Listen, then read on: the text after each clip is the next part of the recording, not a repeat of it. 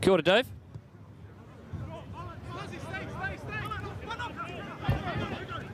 Kia ora, Dave. You got me?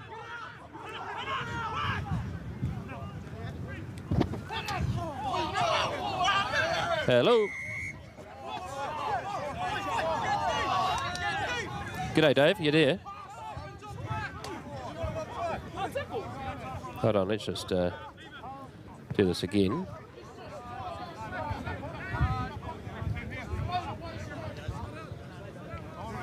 See if it goes now. Should be working. I can hear you now, Dave. That's better. I can hear the crowd atmosphere. I've got you now. Can you hear me? Okay, gotcha. Yeah. Good, can you fantastic. Hear me? Yeah, I can hear you too. We're there. So I just had to quickly turn the Bluetooth on and off. So is that coming through clearly? No, very good, very good. Very good. Yep. Okay. Yeah. Okay, you're all set to go. I just had a really good chat with Adam, actually. Oh, did you? Yeah. Oh, that's good. So no, he's he's due back. Not next week, the week after. Next week or so. He said he might come back a bit earlier if Crusaders win the Super Rugby. Oh yes, yeah. No, all good. Yeah, okay. You're all set to go now have a chat and leading up to the kickoff. Yeah, no, let's do that, Dave. So that should be good. So. Okay, and you got James Corcoran alongside. Yeah, James will. He's going to appear a few minutes after kickoff. He's got. Oh, to, that's fine. He's got to meet his quota of games before the second round. Okay, okay. Yeah, so he can actually play premiers because he's nearly back from injury, or he pretty much is now. So, yeah. Okay. And I'll give you a break at half time. 5-minute break at half time. Yep. Now that sounds great, mate. Yeah. Okay. All right. Nothing else you need to know. We'll just have a bit of a check around the grounds and that, and yeah. Nothing else. Anything else you want to raise? No. I think we're good to go, Dave. So let's do that, eh? Nice one. Okay. Couple. Just stay there.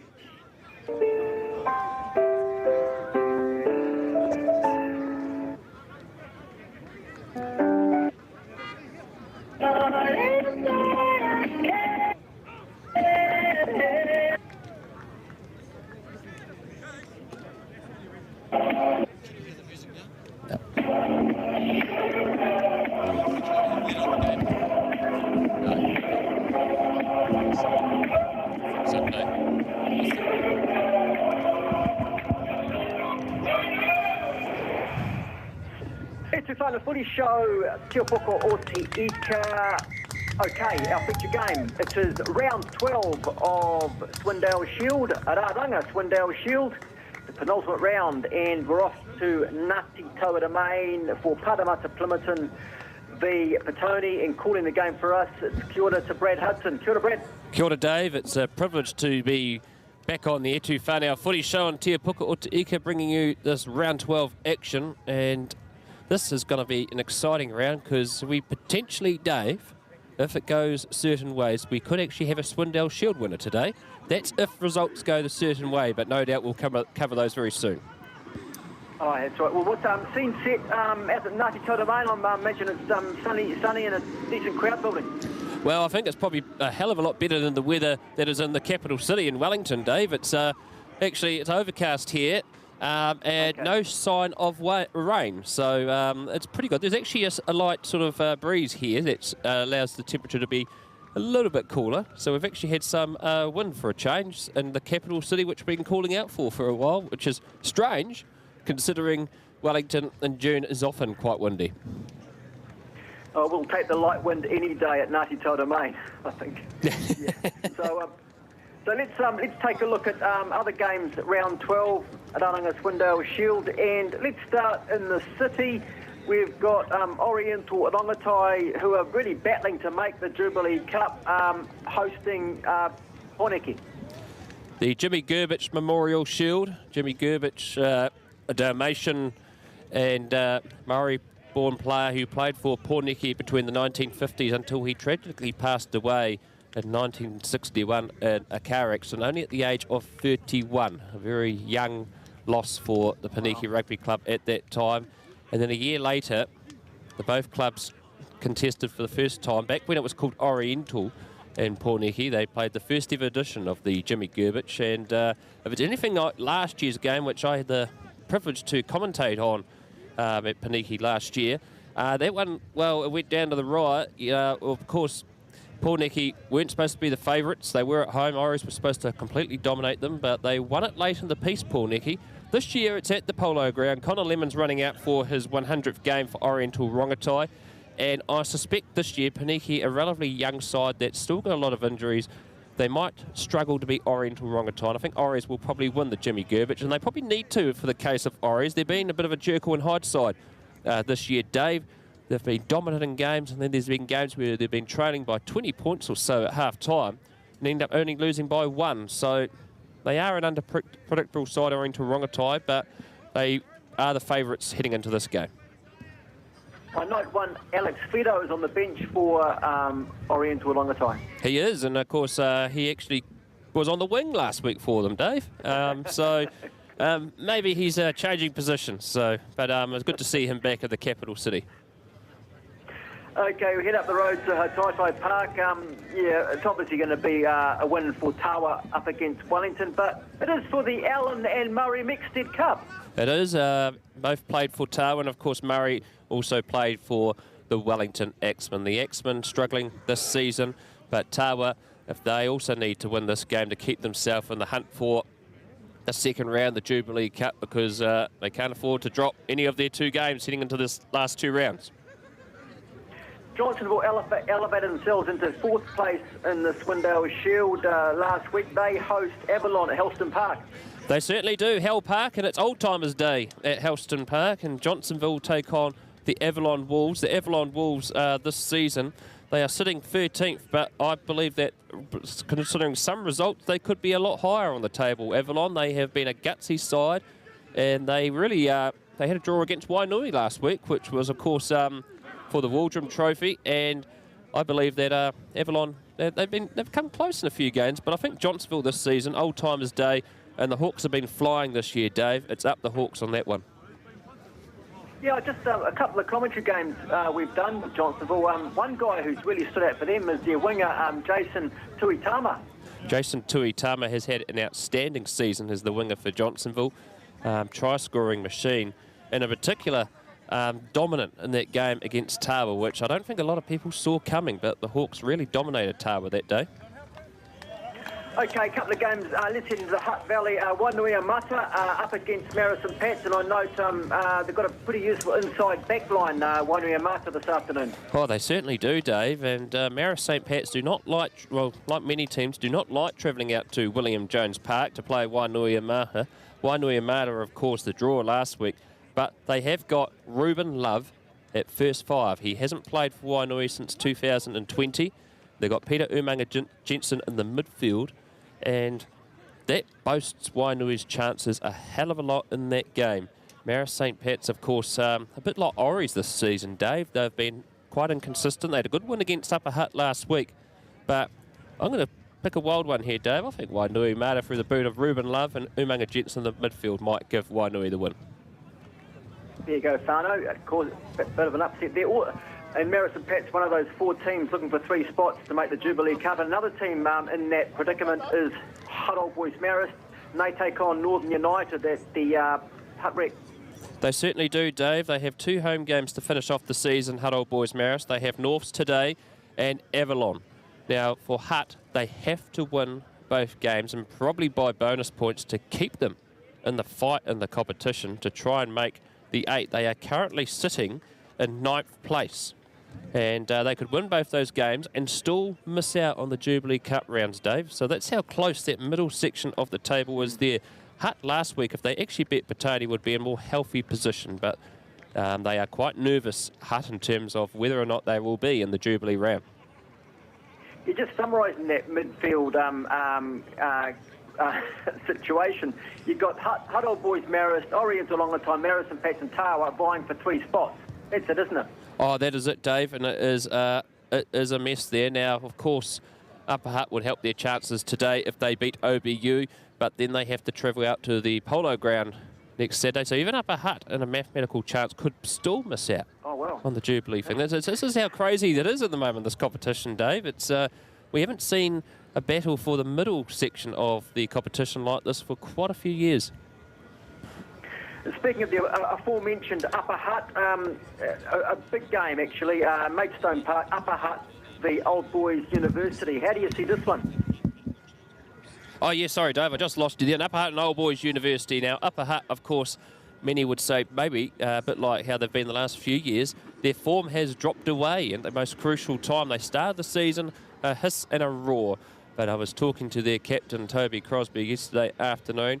They reckon they have sorted it out, their issues, and they're really gunning for their game against Old Boys University today. And it's an interesting fact that there's a few players in club rugby today playing their 100th game. So I forgot to mention Jacob Wormsley's playing his 100th for Johnsonville today.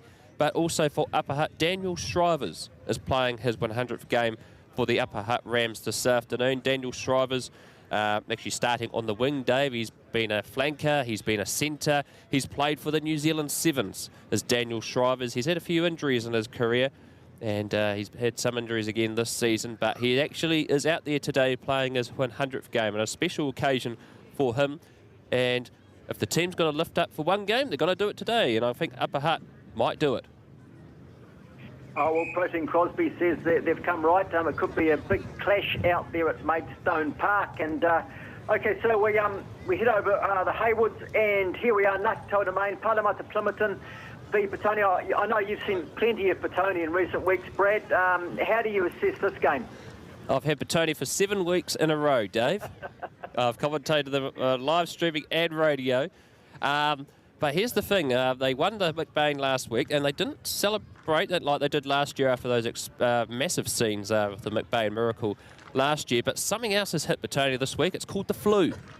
And the flu has hit Petone, and they've had some players that have had to pull out. And one of those, of course, is Stanley Solomon. He is out of the team today. He is not well, not very well, and he will be replaced by Jared Adams in the starting wing. Teddy Hearn is also out for Petone, and he's also got the flu. So Petone heading into this match undermanned, and both teams are coming out onto the field now, Dave, led out by their captains.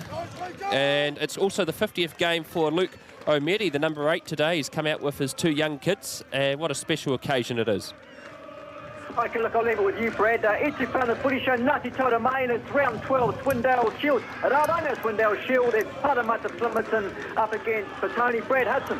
Tēnā koutou katoa, no mai, haere mai, and welcome to Ngati Toa Domain for round 12 of the Swindale Shield. And what a blockbuster we have in store here this afternoon. The top of the table, Paremata-Plimmerton against third place Petone. Paremata-Plimmerton only the 1 loss this season, round 1 against Upper Hutt. And Petone 3 losses and 8 wins. And Petone having roughly about 5 wins in a row now. And unfortunately, they have been hit by the flu, and it has affected their lineup this afternoon. So let's look at the 2 teams today, starting with Paremata-Plimmerton. Fullback is Luke Carpenny. The wings are Joe Faliafunga and Lewis Northcott. Midfielders Del Sabaj and Ethan Webster-Nonald. First 5 is Sam Clark. S.E. Kamafasai is the winger, is the halfback, Luke O'Meri is 8. Christian Va'ave is 7. Tane McMillan Parata at 6, the captain. Leota and Va'alepu, the locks. And James and Tony Coburn and Pasi Tosi are the front row. For Petone, it's TJ Clark, Jared Adams, Lossie Filippo, Taylor Henry, Lester Malolo, first 5 and captain Khan Green, Cam Ferreira, Filippo Sapaya, Mason Henry, Sam Tanesi, Jack Ross is the locking pair as the match is finally underway. Yona Paneru, Alapatasoki, Ryan Emery and Marcus Royal are the lineups for today. Now, Petone successful at the line-out.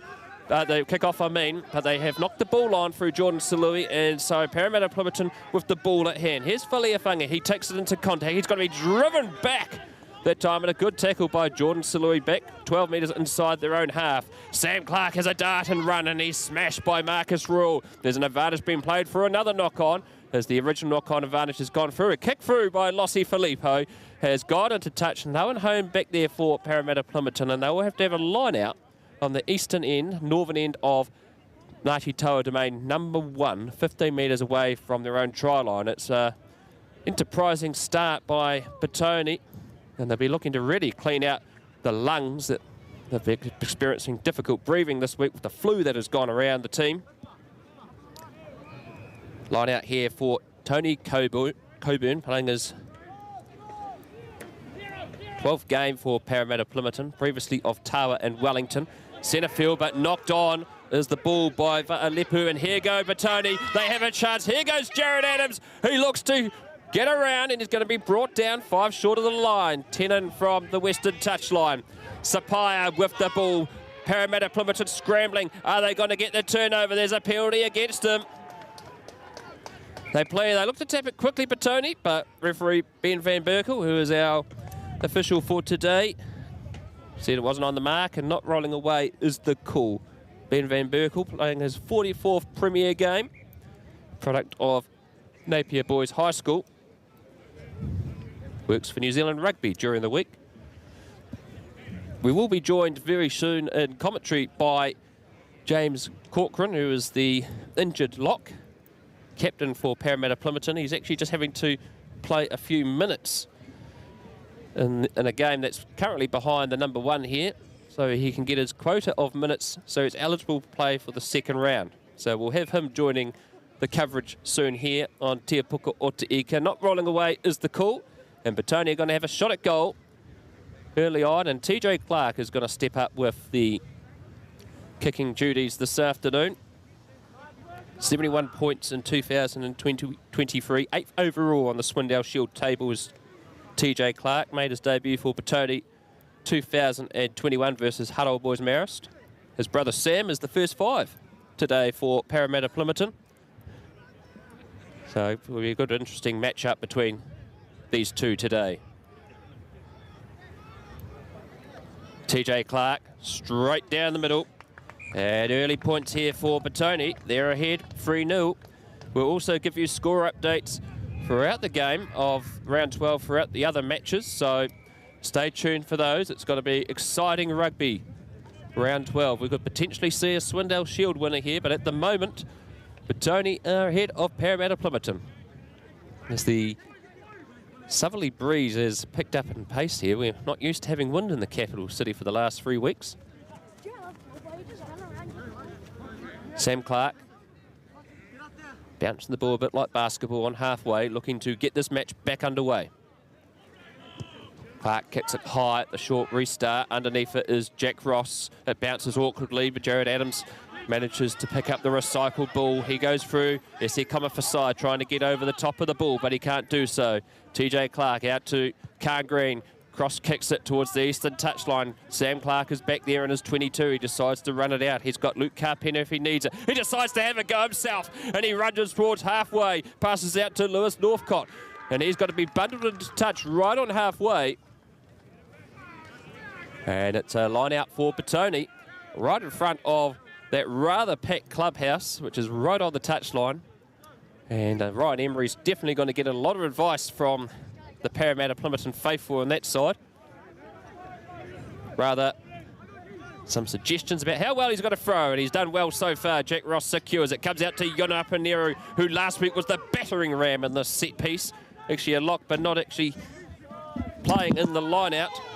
Here goes Jared Adams going down this line again. He's been out for a few weeks, and he's had to come in to replace Stanley Solomon. Midfield with Lewis Northcott. Passes out to Sam Clark. He rumbles back together. It's a loose ball. It has been picked up by Leota. Wrapped up at a good tackle. And James Corcoran has finally fulfilled his minutes that he needed to do. And James, it's good to have you on the broadcast today. Thank you very much, Brad. It's a pleasure to be here at sunny, beautiful downtown Ngati Toa Domain. Good clearance kick there by Sam Clark. Out over the 10-metre line. Good, it's a good battle. It's going to be the battle of the Clarks this afternoon. Sam and TJ Clark, one at fullback and one at first 5. Now, of course, James, you just come back from injury. Tell our listeners, what was your injury at the start of the season? I broke the radius in my forearm. I played the whole game against Upper Hutt, and then at Tuesday night at training, in a rather innocuous tackle, fractured my radius. Oh, wow. So it's been a few weeks. slowly getting my way back to fitness. Yona Panera yet again crash bangs over to 10-metre mark. Khan Green kicks it through, gets it around.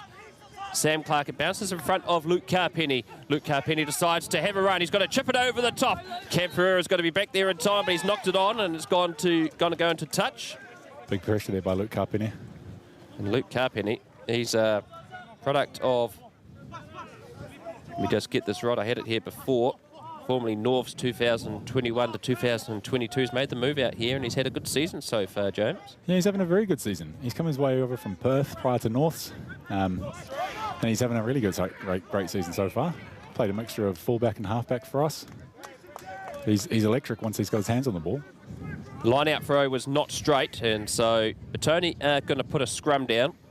And this will be 8 metres inside their own half, 15 in from the western touchline, directly in front of our commentary position here on the scaffold. And many thanks to Paremata-Plimmerton for supplying this scaffold. And it's a unique ground here, James, particularly with the clubhouse on the far side.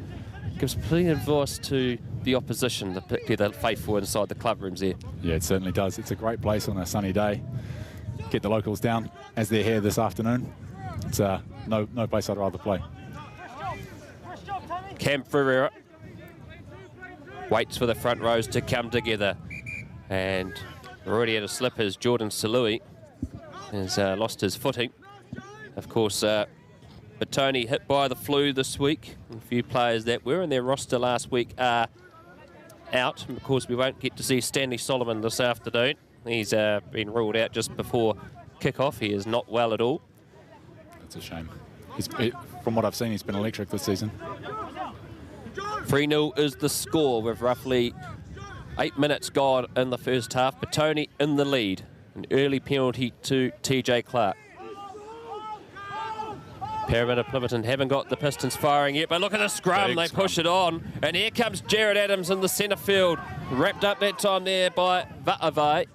Khan Green finds TJ Clark. He gets around Sabaj and he puts this big, massive boot into use. And chasing back after that is Joe Faliafunga.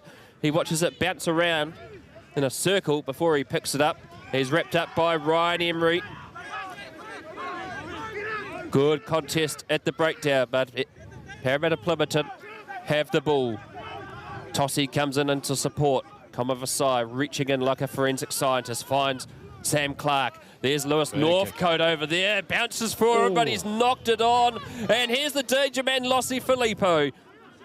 On the wing, he was electric against Huddle Boys Maris last week, setting up a number of crucial tries for Petone in the second half. What influence is he going to have here today? He's playing on the wing. He was in the midfield last week.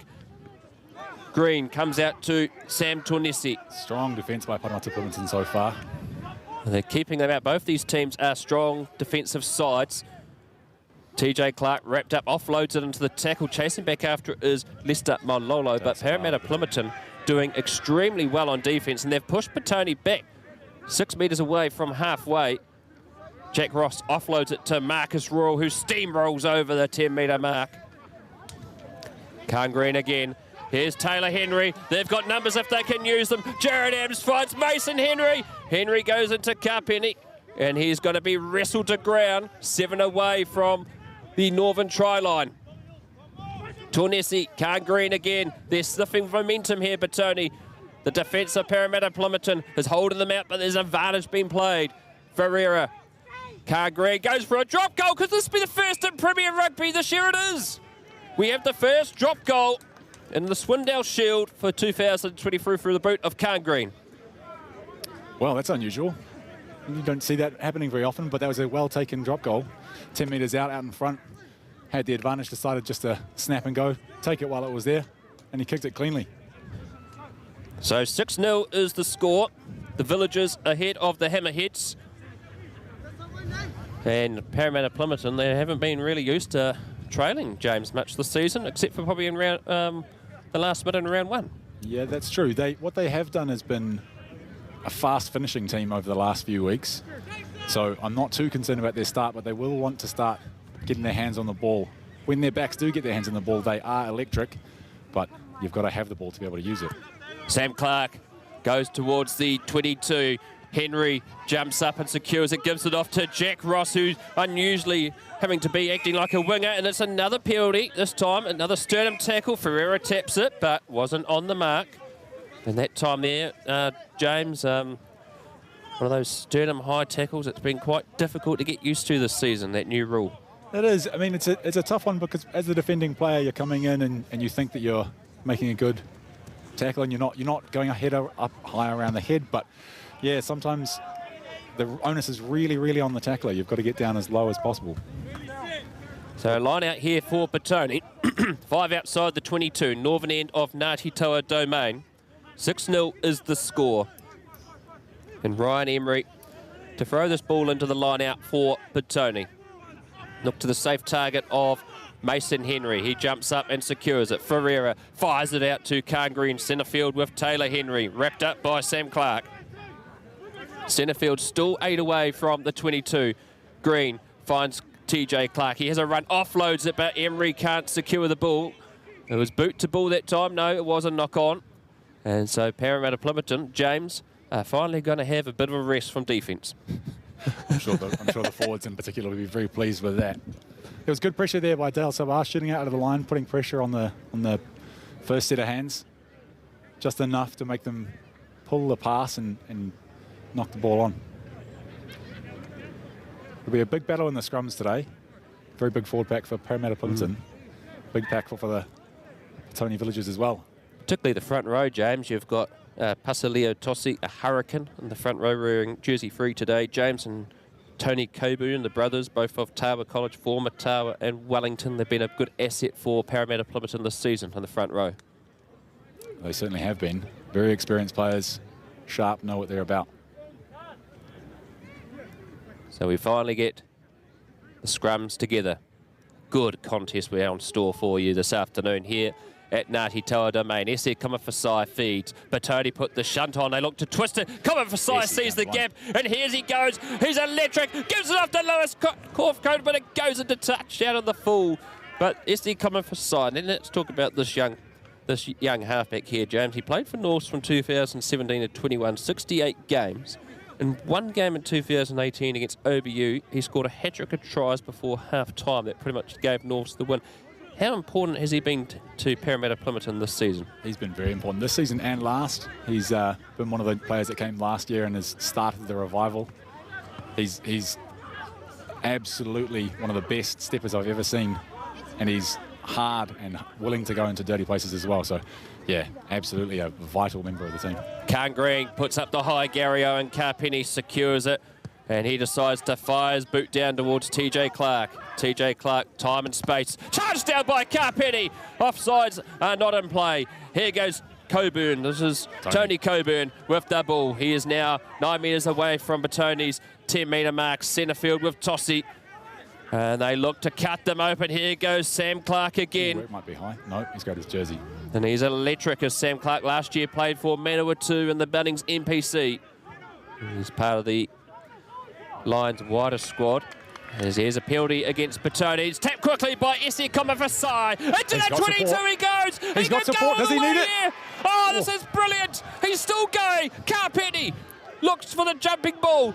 Northcote's there. Spreading it out. Northcote has it. Oh, this is electric. The people are getting off their seats here at Ngati Toa Domain. It's centre field with Webster Nonu. He's going to be brought down 6 away from the line. Kamafasai, the man that started us all, gives it out to Leota.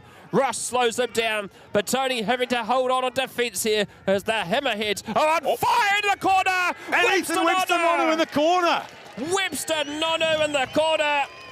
And Paremata-Plimmerton score the first try of the match. It's 6-5 to Petone, James. Well, that was a really good passage of play. And as I said earlier, once we get our hands on the ball, Paremata-Plimmerton are very dangerous. All it took was a few slip passes, a few balls through the tackle, and there they were. Well, electric play, and it was all set up by Ese Kamafasai. An important break, tapped it quickly, caught Petone napping. And Petone were just stretched out too wide there.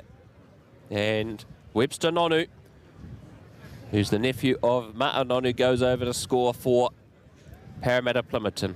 Dale Sabaj to the conversion attempt, a metre outside the western touchline. What a difficult angle.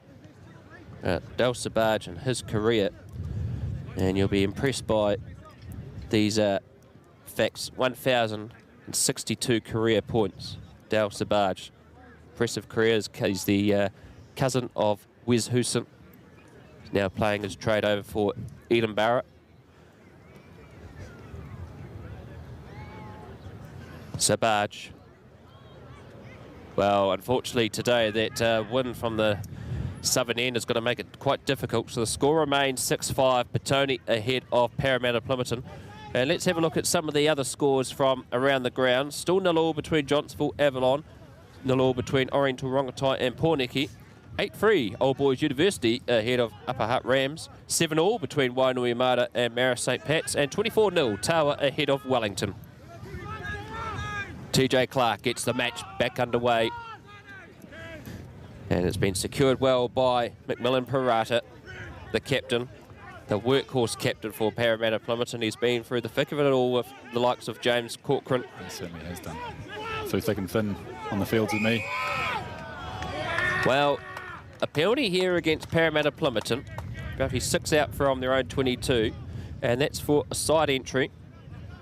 And I think that might have been Pasaleo Tossi there, James, who probably got caught by the ref of Van Berkel. I think it was. Maybe a little bit harsh, but the referee's seen what he's seen. Petone will have a kick 35 metres out, a little bit over to the left on the 15. With the wind at their tail, you'd think it would be easy to clear the distance. So TJ Clark stepping up again with the shot at goal. Product of St. Patrick's College Silverstream. There's a number of players in this game today that were announced in this week in the Te Poko Maori rugby squad for 2023, and TJ Clark is one of those, along with his brother Sam. And there's a few also selected in both teams and across the competition. Yeah, I think there's 5 or 6 of our boys. Obviously Tane, Macmillan Parata, Luca Murray, Api Macmillan Parata, another Paremata-Plimmerton old boy. And it's successful by TJ Clark, so they extend their lead. 9-0 is the score. Petone ahead of Paremata-Plimmerton. It's just the penalties for Petone so far in this match. And 1 try to Paremata-Plimmerton. With roughly about 18 minutes gone. It's going to be a bruising contest, but the key to this, James, will be Paremata-Plimmerton, particularly when we get to the second half with this wind behind them. Could make it quite interesting because it's starting to pick up in intensity. It is a bit. There's some dark clouds on the horizon, but they've been staying away so far today. The restart has been shanked by Sam Clark, and it's going to be a scrum on halfway for Petone. That time they're not judging it too well there, Sam Clark. Maybe that wind coming into play, pushing the ball onto his foot. So plenty of scrums so far. And a bit of cleaning of the boots as they're getting the soil out. It's a pretty good field here, James, considering a lot of the fields in the capital city this season that have been chomped up to the bits. But Ngati Toa Domain's holding together. Yeah, it's been holding together so well so far this year. I think in the weeks that it's been having the really heavy downpours, there hasn't been many games on it. So for a change, it's looking nice and green at this time of year. Occasionally it does turn into a bit of a mud bath, but we're not there yet. Of course, both teams today also playing for the King Grey Cup. That was established in 2015. King Grey was a product of Wellington College that never played for the first 15. Played for Petone. And actually, before he played for Petone, played for the Parramatta Club for 1 season. And Petone with a successful scrum. Give it out to Jared Amsbus. Forward pass. Van Berkel was called a forward pass. And so Paremata-Plimmerton are going to have a scrum. 8 metres inside their own territory, 5 in front of our commentary position here at Ngati Toa Domain. The western touchline as the train goes past, which is right next door to Ngati Toa Domain. You're going to hear that sound of the cracking of the trains. At least they're working. It's one of the beautiful features of this ground, as well as the no shade from the northerly or the southerly. We have the trains, and occasionally we have some seagulls. It's a beautiful place. A lively crowd too here as well. People with their utes parked up on the sideline. It's like the good old days of New Zealand rugby. Come down for box a beer and have some fun. Watch some footy. Here we go. The front rows come together. Set has been called by Van Berkel.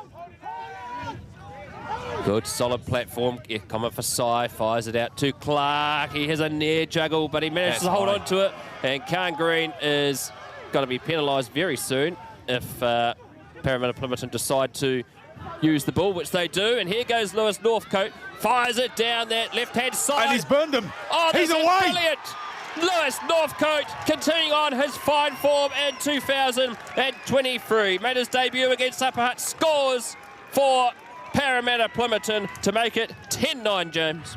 That's exactly right. I think that's his 12th try of the season. He's been up near the top of the try-scoring lists for a lot of the season. Scored a hat-trick of tries against Wainui a few weeks back alongside Joe Faleafunga as well. But he has been absolutely devastating. If you give him an inch of space, he will take it and turn it into metres. There's an impressive try, travelling 40 metres. His 11th game, his 12th try, as James said. Fine form is Lewis Northcote, a product of Kapiti College. I understand he played for Horowhenua Kapiti last year. Louis, White Lightning, Northcote. Well, he certainly is with the blonde locks that he's got. Might as well start calling him the Flash. He's very, very quick. I understand in the summer he does a bit of 400-metre running, other athletics, but boy, he is fast. Sabaj fires it through, and they are ahead now. 12 points to 9. And Petone probably having to watch those wings now, James, because Petone, because the Paremata-Plimmerton through Komafasai now, Northcote are exploiting them quite a lot down that side. They are finding space down on the left. Doing well so far.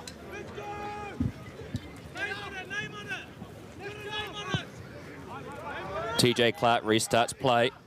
Well taken by Leota, please, for another high tackle from the crowd, but the officials say play on. Tossi smashed by Marcus Royal. Komafasai finds Sam Clark, Karpeni. There's a break again by Paremata-Plimmerton. They are on fire here at Ngati Toa Domain, and they're going to be brought down 5 away, and it's a penalty against them as they were crawling forward with the ball that time there, Karpeni, and a bit of concern down here in back play for Leota, who's actually been attended by the Petone medic, James.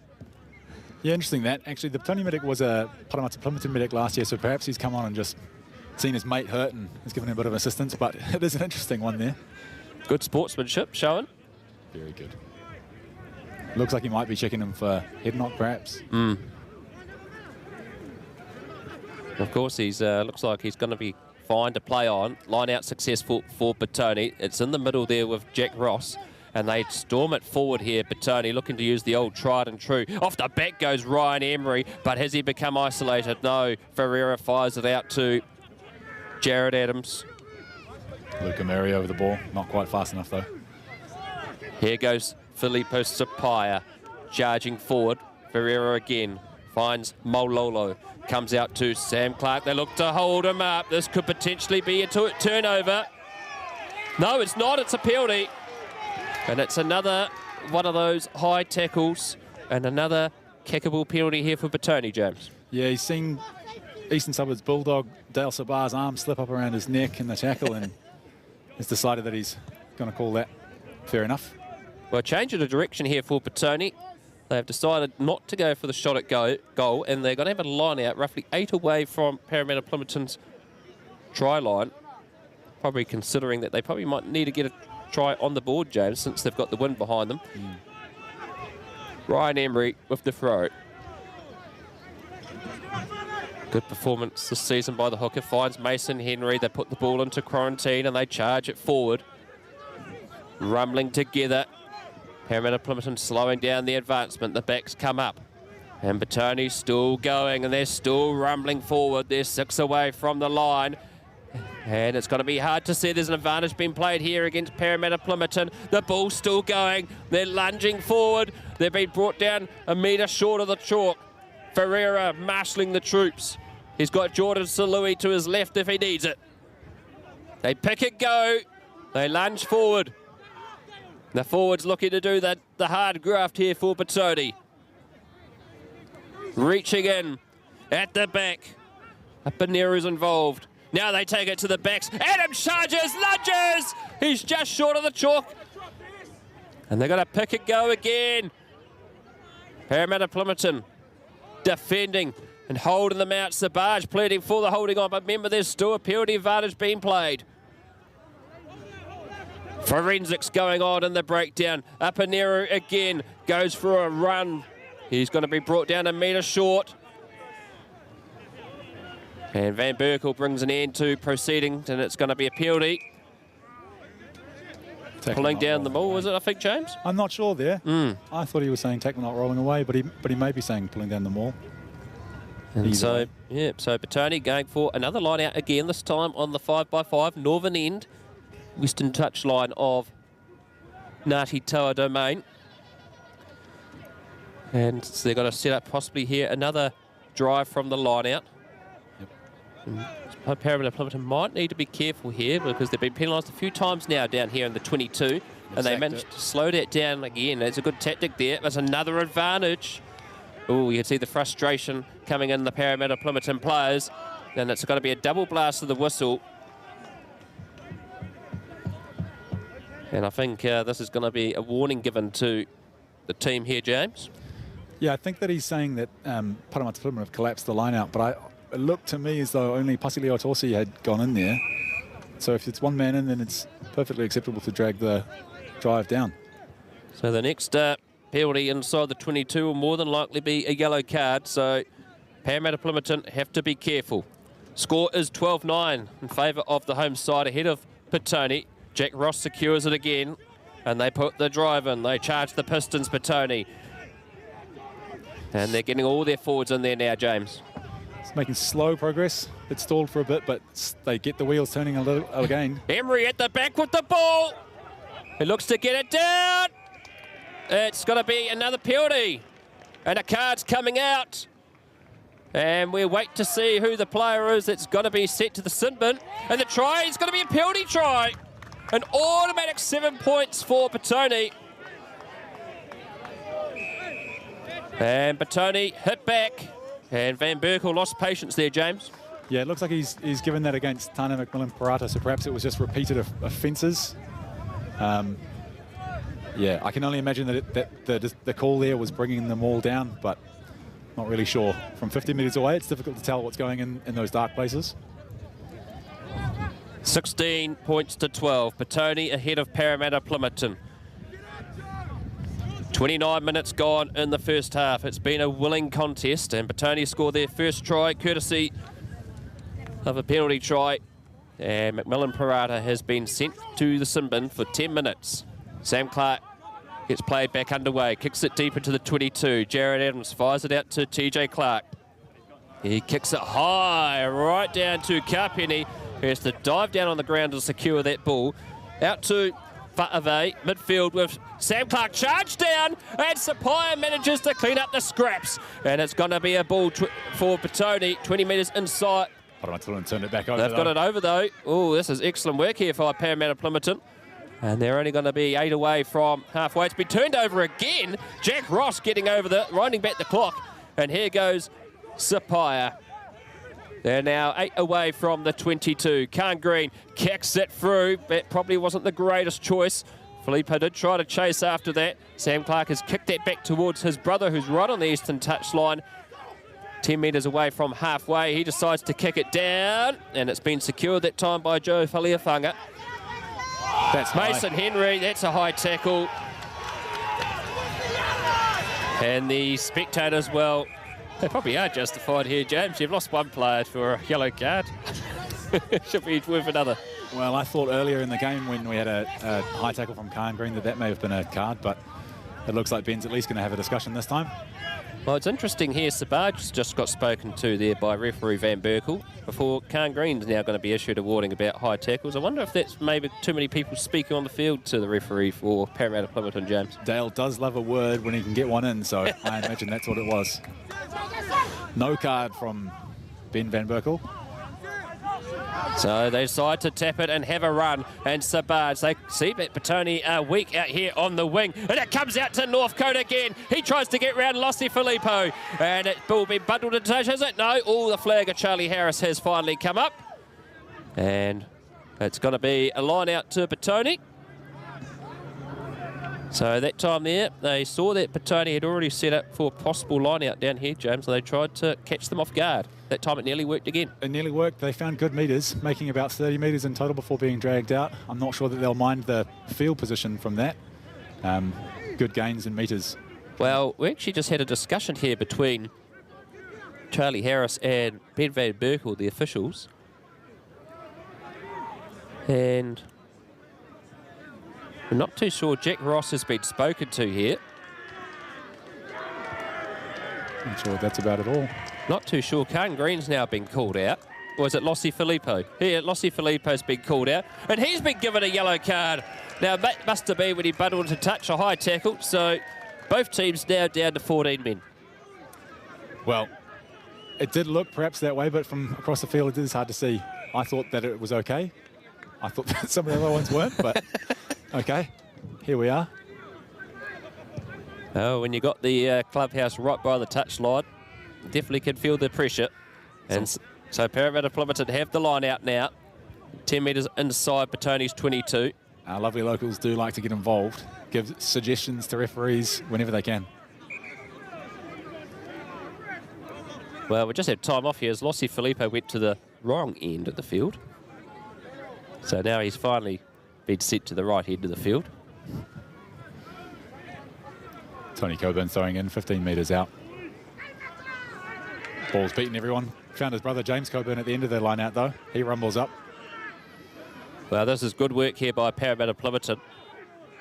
Jack Ross tried to slow them down, but that's a good charge there by Paremata-Plimmerton as they go towards the line. They're 5 away. It has been turned over by Petone, stripped out of the hands. And Ross has the ball, but it's come loose. And it's going to be a knock-on against Paremata-Plimmerton. And a Petone scrum there, James. Yeah, that was an interesting one. Paremata-Plimmerton making good momentum, but must have just had the ball ripped out of their hands, only to scrabble for it back on the ground. I thought for a moment that perhaps Paremata-Plimmerton regained it there, but not to be. So, while the scrum has been set up, let's have a look at some of the scores from around the grounds. It's 7-0, Johnsonville ahead of Avalon on Old Timers Day. 14-7, Oriental Rongotai ahead of Pōneke. 11-6, Old Boys University ahead of Upper Hutt Rams. 14-10, Wainui ahead of Marist St. Pat's. And 36-0, Tawa ahead of Wellington. No score update from the Hutt Rec yet between Hutt Old Boys Marist and Norths, but we'll get that to you when it comes through. So Petone have a scrum, 5 away from their own line, the southern end. 25 in from the eastern touchline. Both teams down to 14 players. Lossie Filippo for Petone and Macmillan Parata for Paremata-Plimmerton. Ball comes out, Cargreen puts a big boot on it, but doesn't quite get the distance that he desired. And so Paremata-Plimmerton are going to have a line out, about 8 metres inside Petone's 22. Yeah, very similar position to the last line that they just had, so a bit of a repeat. So let's see what they can do here. So Tony Coburn to throw this ball into the line out. 36 games for Tawa between 2017 and 2020. He's a firefighter during the day. Overthrown is the throw, and Emery tidies up the ball, gives it out to Nessie, and plays for a knock-on. It's a penalty. And Ferreira tried to tap it quickly, but he was behind the back of Van Berkel. And Ferreira is now going to get spoken to here. I think he was throwing the ball away. Wanted to tap quickly and go, but the referees called him back. Ferreira not appreciating that decision. Well, there was the threat of reverse of the penalty, but Paremata-Plimmerton have been penalised for a high tackle. That time there, I think it was Del Sabaj again there, James. I think it was as well. Enjoys a high tackle. I mean, must be used to that due to all the AFL that you guys do in the summer. Yeah. I mean, obviously in Aussie rules, the tackle rules are actually a lot more similar to rugby as they are now than you'd think. Can't get around the shoulder, so... Yeah. Anyway, it's a few of us, Aussie Rules converts. If anyone's interested, Eastern Suburbs Bulldogs, you'll find us on Facebook. So Petone have a line out. 6 inside Paremata-Plimmerton's half. Eastern touchline secured by Ross, and it comes out to the back line. Apaneru barging forward. Crashes into the Paremata-Plimmerton defence. Ross secures it again, runs into Sam Clark. They get over the top of the ball. 16-12 is the score. Petone ahead of Paremata-Plimmerton. Lester Malolo has the ball, but he's been secured by his opposite number, Webster Nodu, but the ball's still there for Petone. Couldn't quite get over the top of the ball. Sapaya has support of Salui and Ross, and he'll be brought down 10 away from the 22. Ross has a go again. Playing a bit of a blinder this afternoon is Jack Ross. Ferrer passes out to Green. Taylor Henry in the midfield offloads it to Green. Oh, that's risky because Lewis Northcote was up there. And TJ Clark spots a gap. Gets around Carpetti and brought down by Northcote. They're inside the 22 now. Under pressure are Paremata-Plimmerton. The ball is with Apaneru. Runs in and storms in. Salui in support. Another penalty advantage being played. Car Green. Wide pass out to Mason Henry. Was it forward? The pleas were no. He's supported by Jared Adams. So they're going to be brought down a metre short of the Northern try line. Ross charges! Is he over the line? He's been held up, is he? He's been held up. But we're going back for the penalty that was called by Ben van Berkel. And this one looks like it might be directly in front of the posts. I think he's called for another high tackle.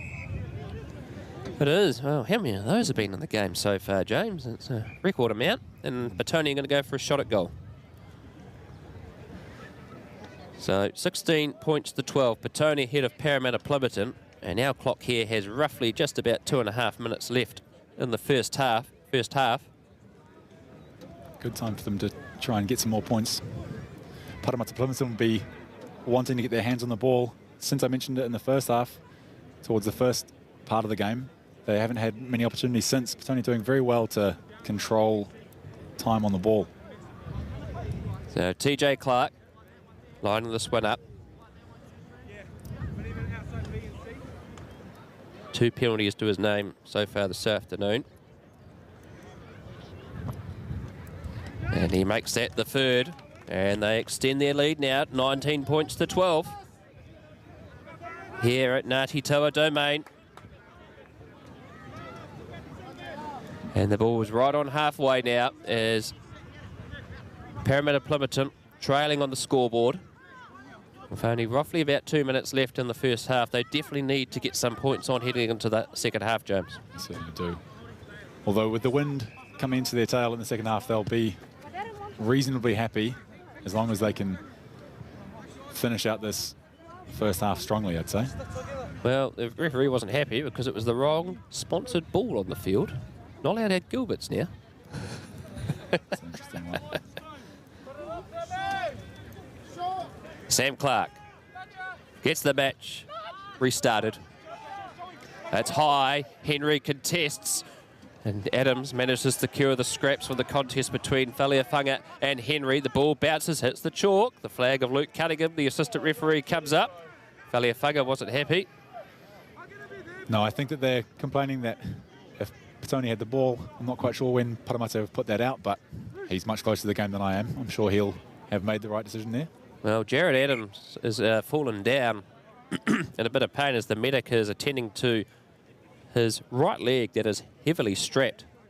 Of course, he hasn't played for a number of weeks, so a bit of tension being sorted there. Let's have a look at some of the scores from the closing minutes of of the first half. 7-0 was the score. Johnsonville ahead of Avalon. 14-7 Oris ahead of Pornihi in their Jimmy Gerbich Memorial Shield match.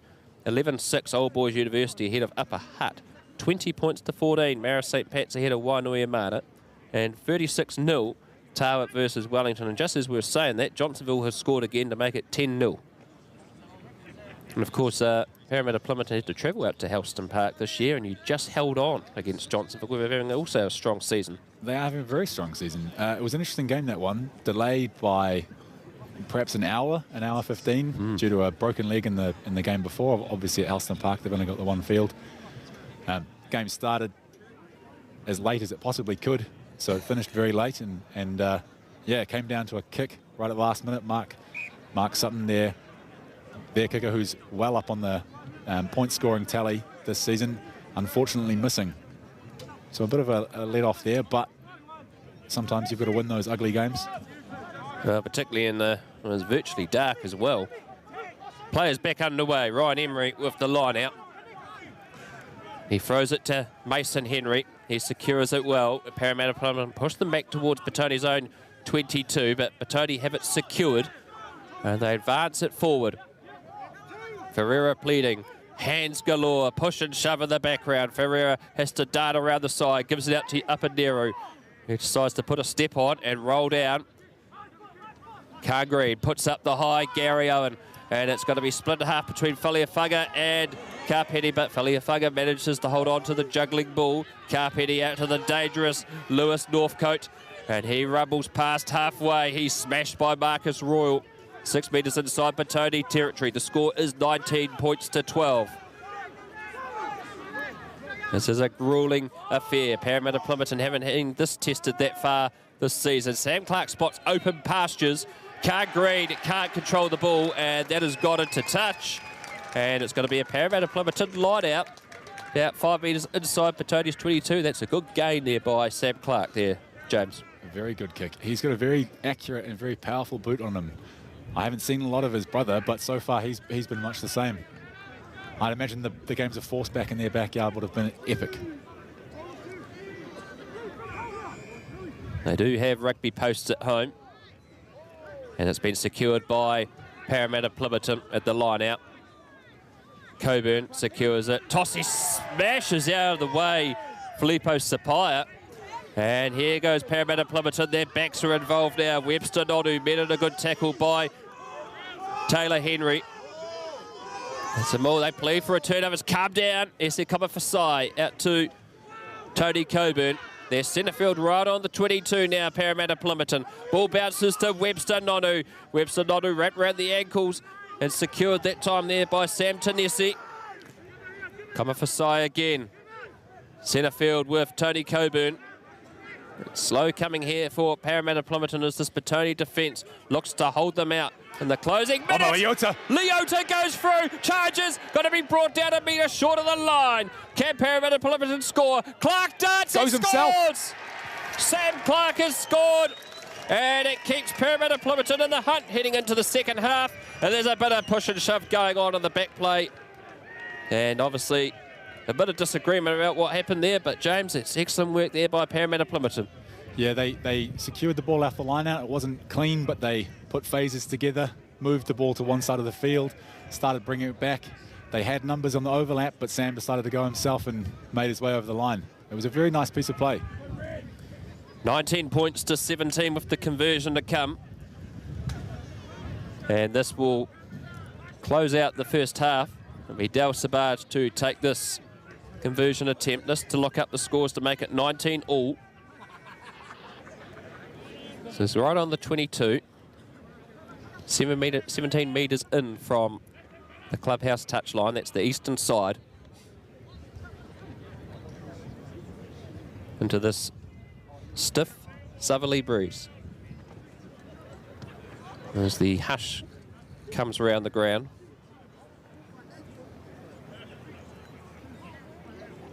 So he goes through his usual routine, lining up this kicking penalty. Petone advance. The conversion is successful. And so at half-time, it is 19 all, James, and it's a tight game here. Very tight. Both teams playing well. Petone holding onto the ball for long periods of time. Paremata-Plimmerton using the opportunities that they've got to good advantage. But it's a battle out there. So it's 19 all here at Ngati Toa Domain, and we'll be back in 5 minutes for the second half. Back to you in the studio at Te Puku, Dave. Couple, Adam. Thanks for that. So there you have it, 19 all at half-time. Exciting game. Just taking a look at other scores around the Rohi. No score from the Hutt Recreation Ground between Hardog, West Maris and Northern United. 2014, Maris and Pets hold the lead over Wainuia Mutt, 11-6.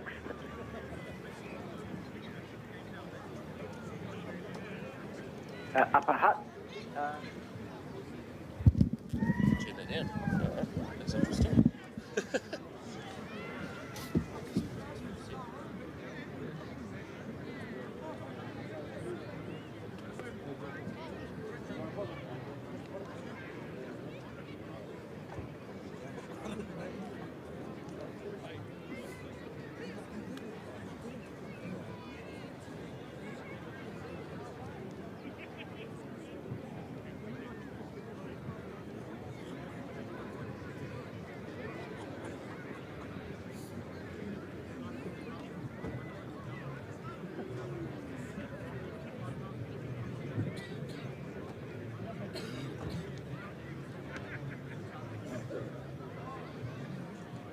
Go.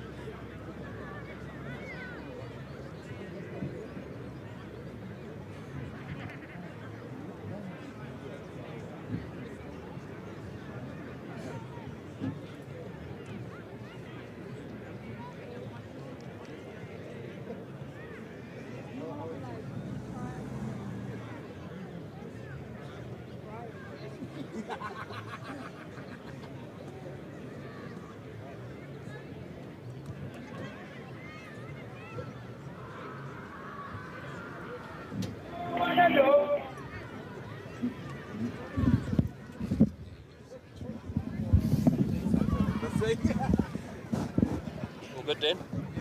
Yep, it's good, eh? It's a good contest.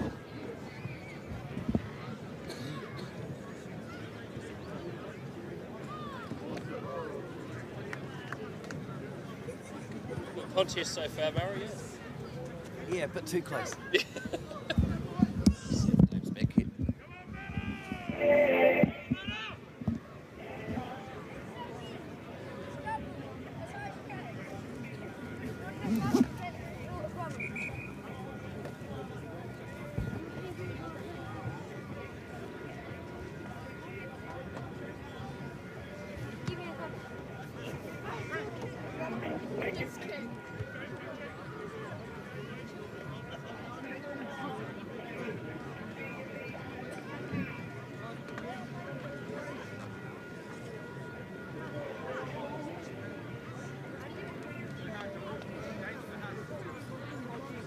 Yeah, from LAB, LAB, I should say.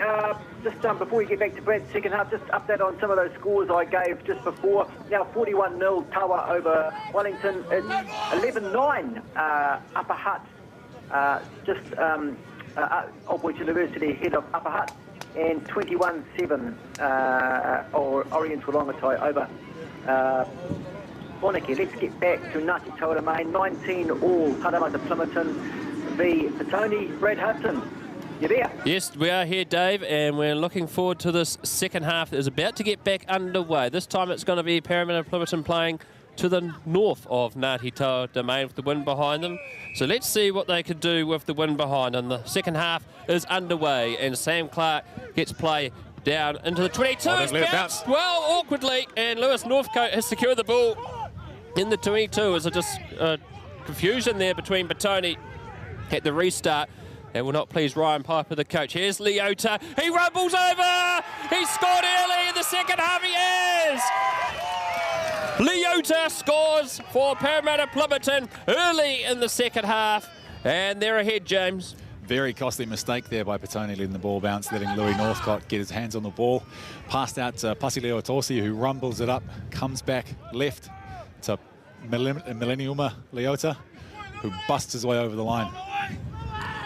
24 points to 19. Not the start that Petone wanted, and it was definitely the start for the Hammerheads as they're out to the early lead here, 24-19. A confusion at the kick-off by Petone, resulting in Northcote securing the ball, and Petone in 6s and 7s. Del Sabaj to line up this conversion attempt. 16 metres in from the western touchline, just outside the 22. This time with the wind behind him. Lines it up, but it has missed. And so the score remains 24 points to 19. So let's talk about Leota, the try scorer there. Previously played for Norths, and he's made his move out here to Paremata-Plimmerton. And tell us about him and his important role in the locking area, which of course you also play in. Yeah, he's played a number of positions since moving out to Paremata-Plimmerton. Of course, he's playing lock today. He's played 6, he's played 8. He's a very athletic and dynamic ball carrier, but is capable in the lineouts as well. Big, strong man and fast. Sam Clark puts up a high. Gary Owen Northcote underneath it! He's got a sail through! White Lightning is away! What a try! What a try! Back-to-back tries for Paremata-Plimmerton, and they've opened up Petone. That is incredible, James. That is absolutely the best possible start that Paremata-Plimmerton could have asked for. They will be buoyant going into the second half now. Wowee, that was some chase by Louis Northcott. Chasing that, collected it cleanly on the full, skinned his man, then ran 40 metres to try under the posts. Unbelievable scenes here at Ngati Toa Domain. Louis Northcote with his 13th try of this season, his second in the match. It was a high kick by Sam Clark, and they couldn't quite yet again get the ball, Petone.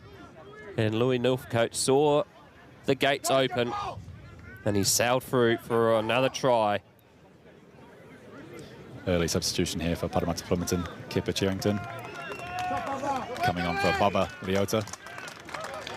So the conversion successful by Sabaj, and the score now is 31 points to 19.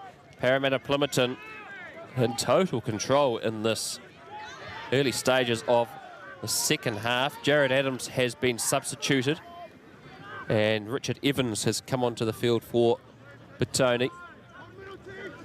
TJ Clark gets the match back underway, and it's been secured that time there by Kepa Cherrington. Kepa Cherrington. Clark again, this time can't get it quite high up, and underneath it is Filippo, but he just watches it bounce over him and go into touch. So 19 all at half time, and then within the space of 2 minutes, 2 quick tries by Paremata-Plimmerton. There must have been something said at half time there, James. I'm not sure you could say anything to predict that. So Petone trailing by 12 on the scoreboard. Mason Henry couldn't quite secure it, but Sapai there to tidy up the ball. Paremata-Plimmerton look to try and hold them up, but they can't. Ferreira fires it out to Apaneru. Can't read. Oh, that was a risky pass. It nearly got picked up, please, for a 4, but play on is the call. It's now with TJ Clark. He's got Richard Evans if he needs it. He decides to kick it through. Louis Northcote, this is dangerous, giving it to him. He fends off 3 players, finally passes off the ball out to his captain, Macmillan Paratu, who's gained roughly about 10 metres. This is excellent work here by Paremata-Plimmerton. They're playing with a good gust of wind up the sails at the moment. A dominant position.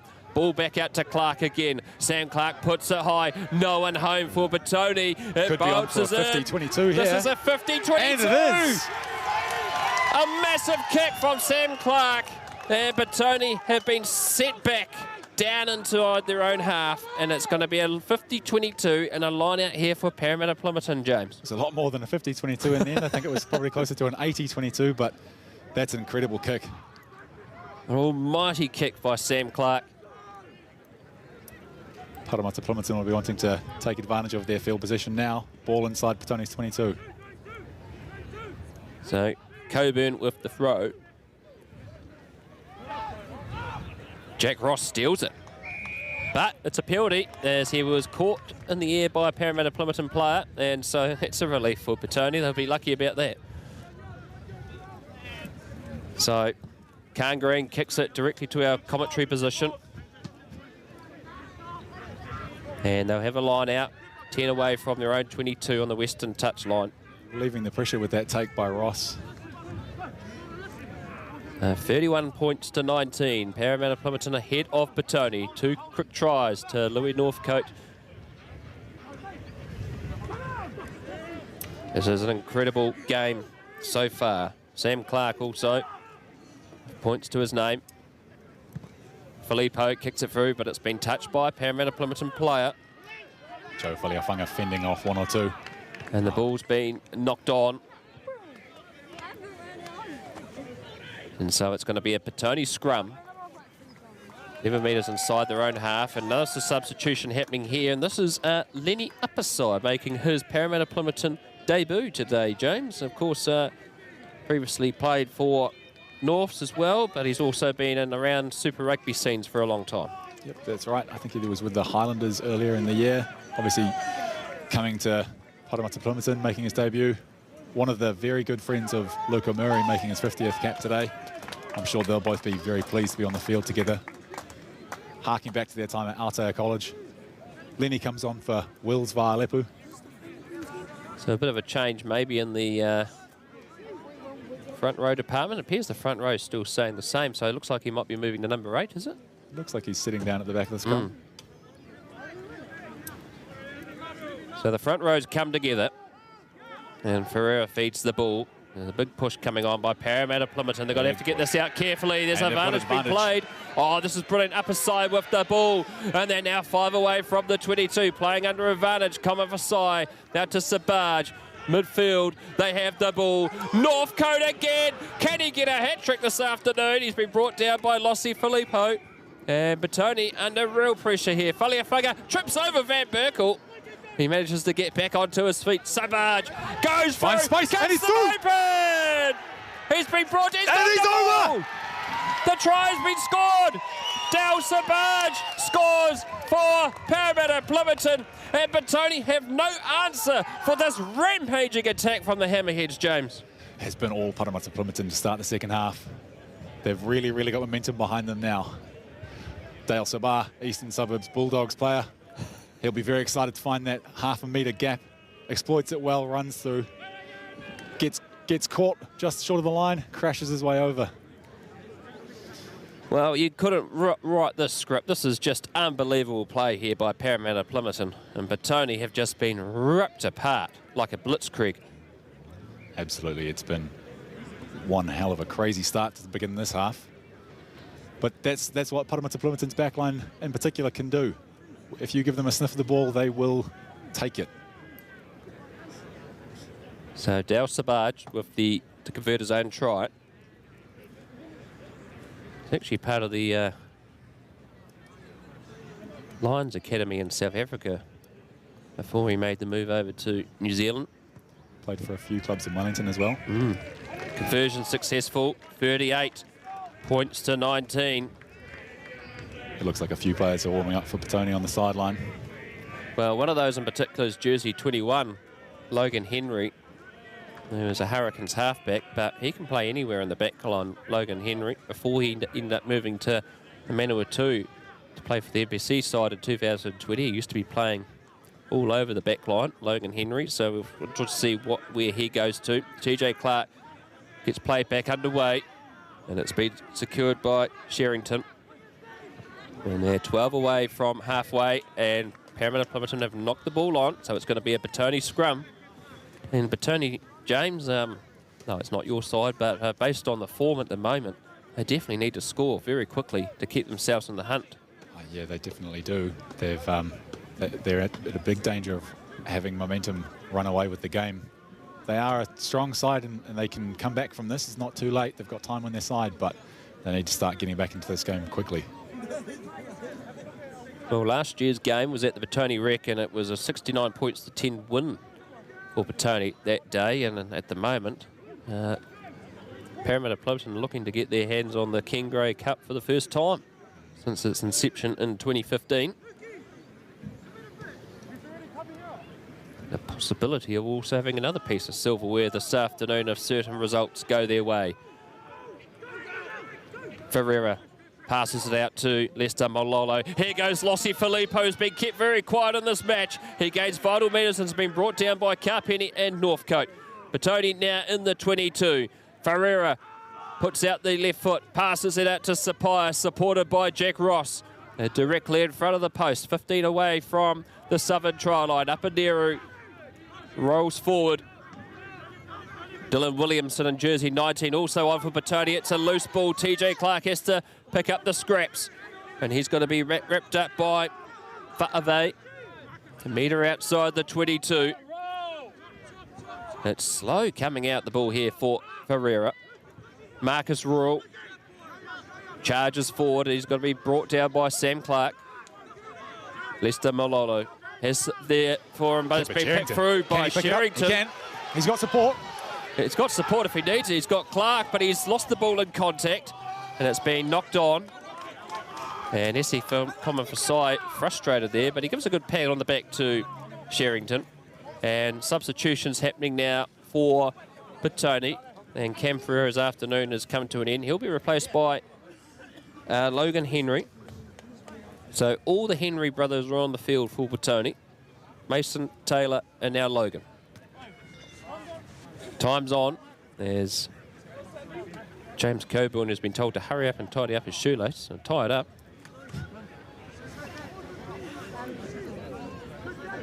Ben Van Berkel himself, he used to play in the front row for Wests back in the day in Premier Rugby, so he knows a thing or two about this area of the field. I certainly did. I played with him for a few years for the OBU Teddy Bears in reserve grade as well.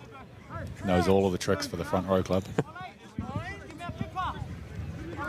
So scrum here for Petone, and it'll be Logan Henry with his first feed of the afternoon, and it's a strong shot by Paremata-Plimmerton. Ball comes out to Lossi Filippo, met in a tackle, but he offloads it to Taylor Henry, who advance over halfway, but he's lost the ball. It's been stripped, has it? It's been knocked on.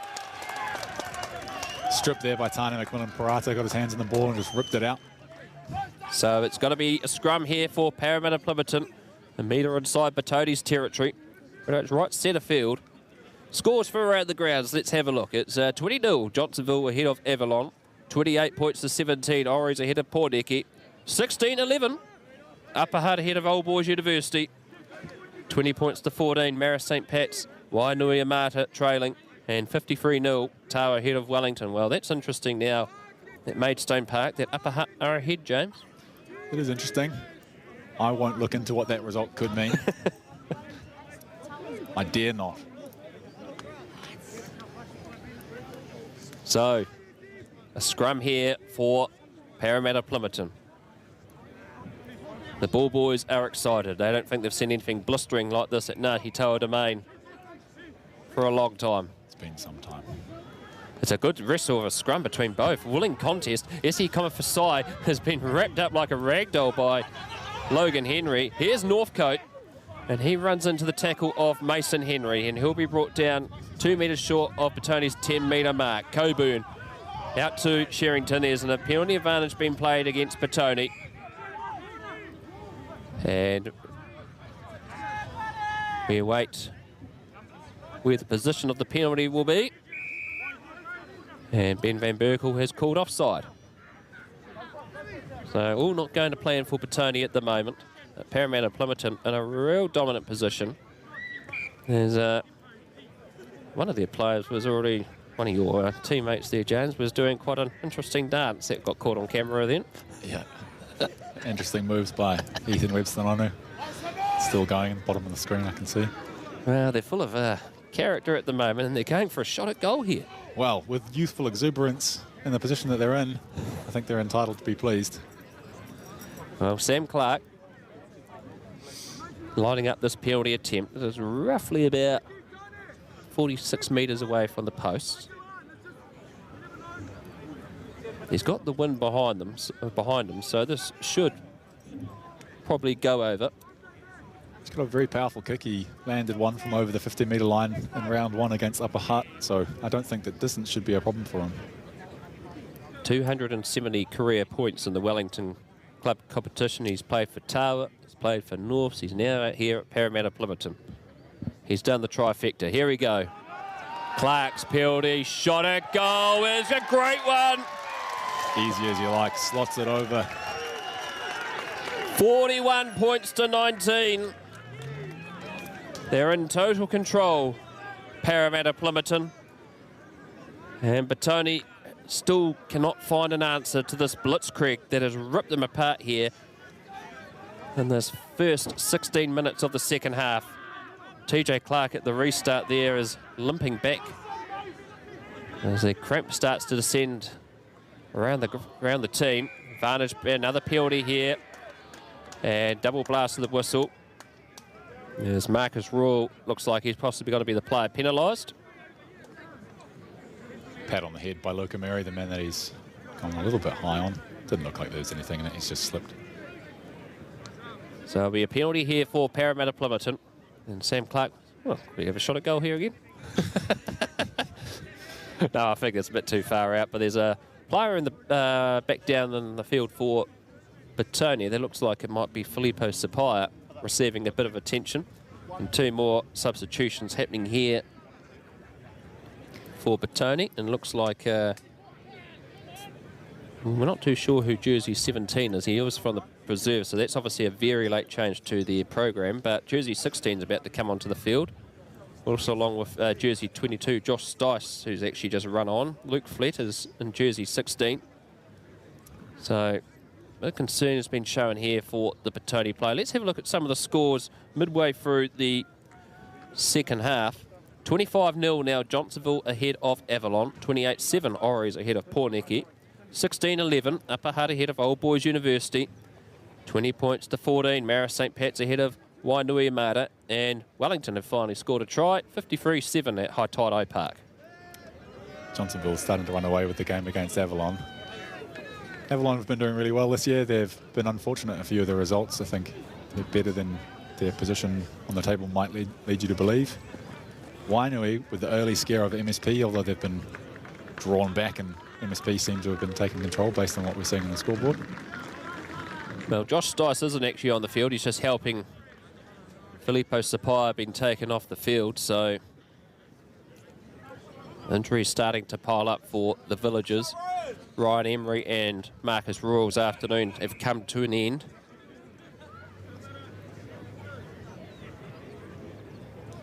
And so the kick is on to touch as time's back on, and it's going to be a line out for Paremata-Plimmerton. 9 metres inside Petone's half on the eastern touchline, directly in front of that outdoor area that is filled with some of the old timers there, who will be jumping at the bit seeing this result so far. They certainly will be. It's a crew of regulars out there, the GBs, they'll be loving it. Here we go, Coburn with the throw. He goes for the short option out to the front to the 50th man, Luke O'Meri, and he's been bundled into touch, and it's going to be a line out for Petone as Del Sabaj rushes up to see if it's going to be a quick throw-in, but not. And we've got some more substitution happening here, James. And who are these two players coming on for Paremata? It's Worden and Malingi coming in jersey 17, and the big Penny Taupau coming in number 18. Both of these players are full of running, full of strong, hard shoulders. They'll be looking to make an impact. Now, Werner, well, I got told this by the manager before the game. He's called that because his father's called Andrew and his name is Andrew backwards. Interesting. So it is. I'd never picked up on that. That's some good trivia. St. Louis with the ball wrapped up. Paremata-Plimmerton pleading for a penalty, but it's not coming. Henry out to Williamson. He looks to fend off Sabaj, offloads it. It's loose with TJ Clark. Williamson back again. He's playing his first game for Petone since he did his knee in round 1 against Norths. Khan Green out to John O'Bailey in jersey 19, who earlier played for the Petone Reserves. In their match, they had a victory over Paremata-Plimmerton. Mason Henry out on the wing. Petone trying to correct this Paremata-Plimmerton defence, which has simply been outstanding. Sir Louis rolls and rumbles. Khan Green, mainly he comes off about the 60th minute mark, but he's having to stay out there, and it's a fumble by Filippo, but there's a penalty here for Petone. Cargreen taps it quickly. Gives it out to Filippo. Filippo has a run. He cuts them open. He gets around Copper for side. Out to Henry. Please that maybe he was taken out early, but no, it's been knocked on. And so it's a loose ball. And it's going to be a scrum to Paremata-Plimmerton. Good scramble defence there. That was a clean break through for Petone, but they've run it down and have managed to do enough to work the mistake. Okay. Well, it's an enterprising display of rugby. Petone trying to create something, and it's not really working out for them at the moment. Definitely trying things. They're desperate out there. They're physical and they're willing, but so far they just haven't found those gaps. Paremata-Plimmerton doing a much better job of holding onto the ball in the second half, using the wind to good advantage as well. So about 60 minutes gone. The score is 41 points to 19. Paremata-Plimmerton ahead of Petone. No answers from this attack from Paremata-Plimmerton. And Petone really not coping under this big pressure at the moment. And they're trying hard, they're fighting hard, but Paremata-Plimmerton, this electrifying backline, just carving them open. We're having a reset scrum here. And here's an update for you from some of the grounds while we wait. Johnsonville 25, Avalon 0. Oris 35, Paniki 7. 20 points to 14. MSP ahead of Wainui. 53-7, Tawa ahead of Wellington. And wait for it, folks. Upper Hutt 23, Old Boys University 11. So some interesting results from around the ground there. There are some interesting results around the ground, and we potentially could have two presentations here at Paremata-Plimmerton. We may not just curse it yet, but it's at the moment it's looking quite successful. But there's still plenty of time to go. Finally, the scrums come together. And coming for size at the back. He passes it out to Sam Clark. Sam Clark has a run. He cuts them open. He's got support in his fight. He's got support if he needs it. Faliafunga gets a run. Oh, this is magic. Inside. It. Christian Farvite. Here we go. Coming for side. In under the posts. Essie coming for side. Sam Clark is simply on fire. He set that up. And coming for side finished it off and put the icing on the cake there, James. Well, it all started from the scrum. Went out to Sam Clark, who beats his man, finds a gap, supported well by Joe Faliafunga. Inside to Christian Varvite, meets Essie Komaisavai, who gets his way over the try line. I mean, how many metres was that? 80 metres? That's a hell of a break. 80-metre break, 46-19. The conversion to come. This is directly in front of the post for Dal Sabard. And this is just amazing play by Paremata-Plimmerton. Jordan Salui's, the prop for Petone's, still down on halfway. No one's attending him. No. And he was getting some attention before. You'd think that maybe he's just stretching the hamstrings. Conversion is successful, 48 points to 19. The Swindale Shield competition has been turned upside down this season. The regular norm is no longer Paremata-Plimmerton, who have often been down the bottom, are up the top. And they're tearing apart here one of the competition favourites in Petone. Short restart taken by Williamson. He hit the 10-metre mark. No, said Van Berkel. And it's going to be a scrum to Paremata-Plimmerton. Centre field right on halfway. I know sometimes I've got my Paremata-Plimmerton glasses on, but I actually thought that went 10, if I'm being honest. Well, he hit he had 1 foot over the line. Maybe, I don't know. It's hard to tell, but it's got to be a scrum for Paremata-Plimmerton as it just starts to get a bit darker here at Ngati Toa Domain. Dark clouds from the south have been threatening all day, but it's been a bit of a patch that we've gotten away with so far. You can see rain in the distance, but beautiful downtown Ngati Toa Domain where the sun always shines. It's dry as per usual. It was 19 all at half-time. The score is 48 points to 19. It's all been Paremata-Plimmerton in the second half. SC Fasai feeds. It's a strong scrum platform. Petone disintegrate. They're not used to this in the front row department. They pick off the back. O'Meary, the 50th man, rumbles forward, brought down by Williamson. The spectators here are electric and full of bluster. Northcote that time couldn't get the ball. He had space if he'd have got that, but yeah, a little bit ambitious by Christian Vavai perhaps. It was the right idea. If he'd have had that, there was space ahead of him. So penalty here, back to the scrum because the Petone front row is gone, and it's going to be a shot at goal here.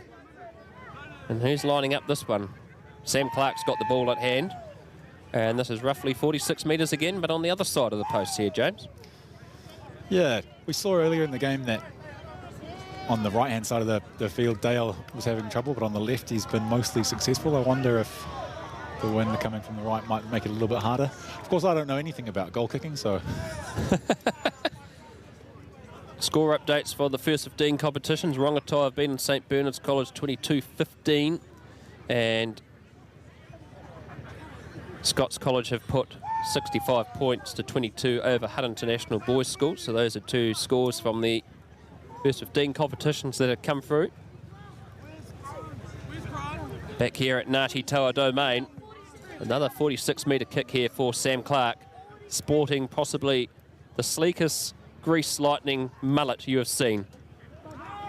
He strikes it, but this time he hasn't got the accuracy, and so it's going to be a 22-metre dropout here for Petone.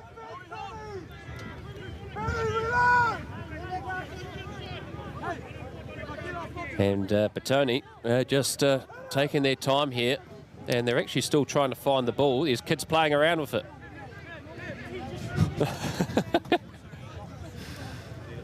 So we've finally got it. The kids are disappointed they don't have the ball anymore, but we're going to get play back underway here, and it's going to be Logan Henry with this 22-metre dropout. It's been secured by Saluia for short kick, and some brightness in Petone so far. It's a low pass out to Mason Henry. He decides to have a run, Mason Henry, but he's lost the ball in contact. It's been knocked backwards. Looks like James Coburn got over the ball there, but... Well, referee Van Berkel has actually ruled a knock-on. And so we're going to have a few more substitutions coming on very soon. Oh, actually, we are now for Paremata-Plimmerton. Jersey 21, Blake Neve.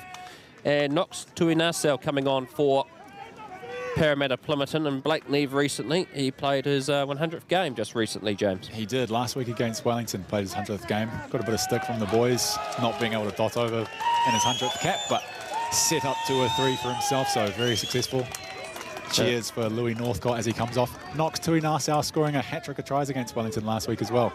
Another player with dancing shoes.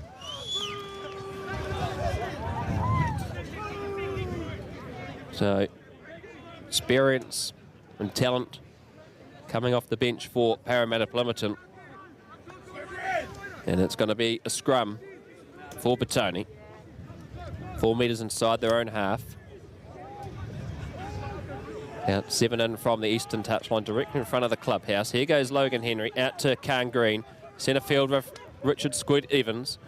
And he manages to wiggle his way around, gives it out to Lossi Filippo. Here's a kick through. He manages to try and keep it in, but to no avail.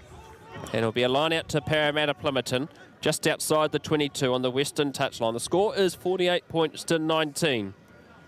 Paremata-Plimmerton ahead of Petone with roughly about 12 minutes to go in this match. And we have time off here as actually the referee has to do up his shoelace for a change. It's not a player. And another substitution happening there for Paremata-Plimmerton, James. Looks like Alex Hinchliff coming on for Christian Whāwhai. Alex playing a lot of 7 this year, former hooker, but he's been dynamic playing 7 in the convert. Line out secured.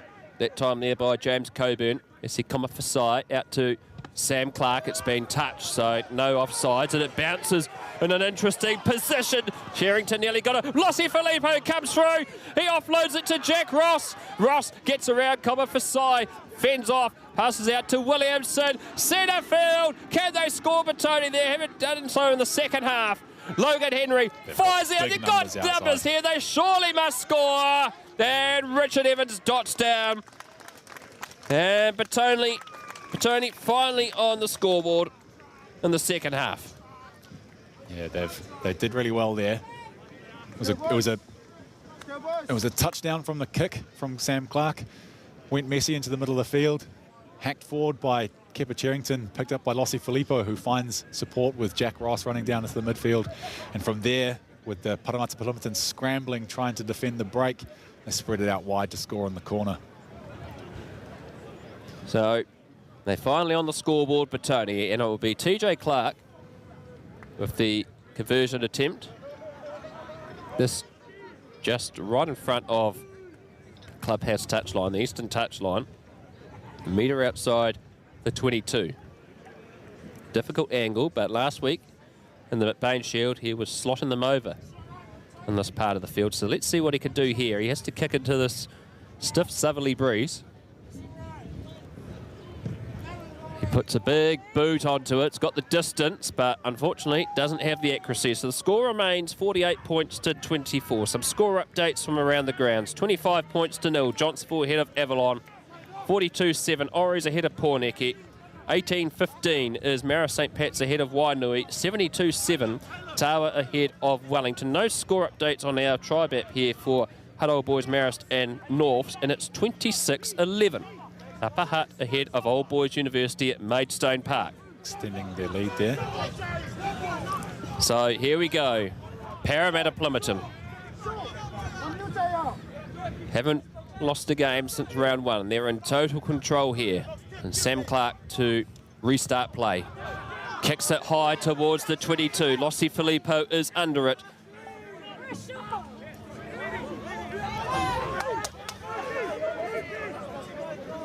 And an interesting here note is that if OBU need to find at least another bonus point, otherwise the Swindale Shield is at Ngati Toa Domain. So that is the circumstances in round 12. The pass from Williamson to Filippo was forward. So Old Boys University, to keep themselves on the hunt for the Swindale Shield, need a bonus point in their match against Upper Hutt. James Coburn's down with, it looks like, a cramp. Does look like there's a few gaps opening up for Petone as we wind down into the end of the second half. That being said, Paremata-Plimmerton are still willing and still putting the shoulders in when they're there. But just a few more gaps opening up. Well, we've plenty of running in this game, and James Coburn, he's probably not used to having to be running around so much, and he's going to be replaced as he's worked pretty hard so far this afternoon. There's Coburn. He's done really well. Powerful in the scrums. And of course, James Coburn is an interesting fact. He was the winner in 2020 of Second Chance Charlie. That was that competition to see if he could try and have another go at cracking professional rugby. Yeah, he's been around for a long time. He's a very experienced player, a very good player, knows what he's about. He's made a good addition to Paremata-Plimmerton this year. So time is back on, and it's going to be a Paremata-Plimmerton scrum, 11 metres inside Petone's territory, 15 in from the western touchline here at Ngati Toa Domain. The score is 48 points to 24. Paremata-Plimmerton in total control. Kama Fasai feeds the scrum. It's at the back, and they're controlling it. And they look to turn Petone. It's still there. It's going to be unplayable, said referee Van Berkel. He was looking to put the arm out on an angle for a penalty, but he decided not to, and he's going to have a reset scrum here.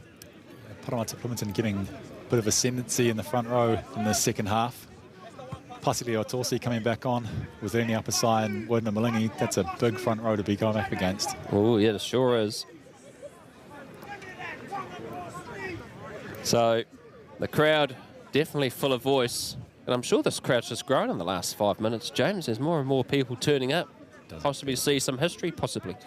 Well, coming down. Well, here's a score update from you. 31-11 now. Upper Hutt ahead of Old Boys University. So here they go. It's at the back. They look to twist around again. They come off, but it's a penalty against Paremata-Plimmerton at scrum time. They weren't keeping straight, so Petone will have the kick. Though they go for the tap by Henry, and they look to have a go. Pass out to the brother Taylor. Lester Malolo has the ball. He rumbles past halfway, dragged down, and they're going to be 6 metres short of the 10-metre mark of Paremata-Plimmerton's territory. Jack Ross with the ball, wrestles forward. Logan Henry out to Malolo. The good thing about Petone is they're not giving up. They keep playing. Here goes Henry again. He taps and goes from a penalty, and he's going to be brought down too short of the 22. Mason Henry at acting halfback gives it out to Khan Green. Yona Apaneru takes it into contact. Metre short of the 22. Centre field. Please for a penalty. They've got it, Paremata-Plimmerton. What can they do now? Here's the ball. They take it in. Offload it to Clark. Clark skips and darts. He goes through, kicks it in. But not that time. It didn't work out for Sam Clark. But yet again, they caught Petone napping, and they opened them up. Yeah, just tried to go inside, outside with Lossie Filippo. Lossie's obviously a very experienced and strong defender. Did enough to block the pass out to Knox to Inasa, so Sam opted to chip and chase. Knox is lightning as well, as many of the backs in this Paremata-Plimmerton backline are. So let Luke Flett with the line out throw. Finds Ross. Henry fires it out to his brother Taylor. Lossie Filippo. Ooh, good hit tackle, but Malolo's strong in contact. Gives it out to TJ Clark. Richard Evans gets around Blake Neve, and he just keeps it in, but there's a penalty advantage being played here for Petone. I think he's saying Blake Neve slipped up in the tackle there. Luke Flett with the ball. Takes it into contact. Hit by Hinchcliffe. And they're slow going here, Petone, but they're crawling their way back up the field again. Ross, centre field. Big tackle by Worden and Malingi. But unfortunately, the turnover's not going to be there for Paremata-Plimmerton as we're coming back for the penalty advantage for the high tackle.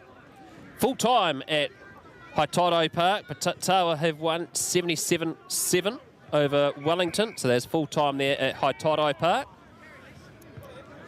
Penalty for Petone, and this time they're not going to have a tap and run, and Logan Henry will kick this into touch, and it's going to be a line out for Petone, 5 metres inside Paremata-Plimmerton's 22 on the eastern touchline. And it's getting pretty dark here, James. We might need some floodlights. It is getting dark. It's getting chilly up here as well. Obviously with the strong southerly coming through, it's getting cold. The boys will be itching to get this done. And get it done in style. The throw was not straight by Luke Flett, and so it's going to be a scrum 15 metres in for Paremata-Plimmerton as the cheers of the supporters grows larger. And you get the sense that it's going to be a special night here at Ngati Toa Domain. There's a player in the down in the background here for Paremata-Plimmerton. Who's that, James? It looks like Joe Faleafunga. Maybe has hurt himself in the tackle. He's being lifted off the field, so he must have done something to his leg.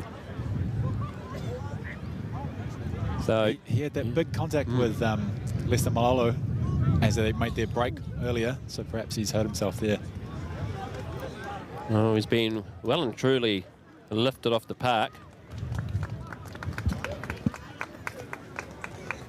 So we are roughly about probably 2 or 3 minutes remaining in this match.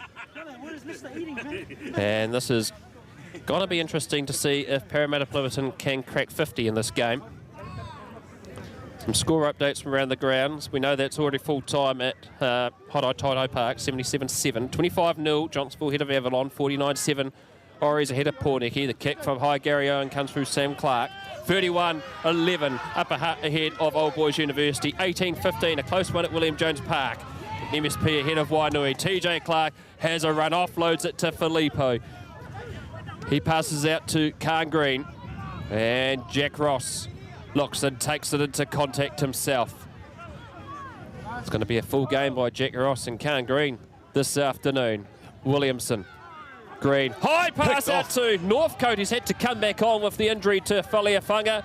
The ball's come loose and Sabaj picks up the scraps. McMillan Parata kicks it downfield. Chasing after with the chase against Khan Green. Blake Nee's got the pace. Blake Knee! And he's down! He's done it! Blake Neve has potentially scored for Paremata-Plimmerton.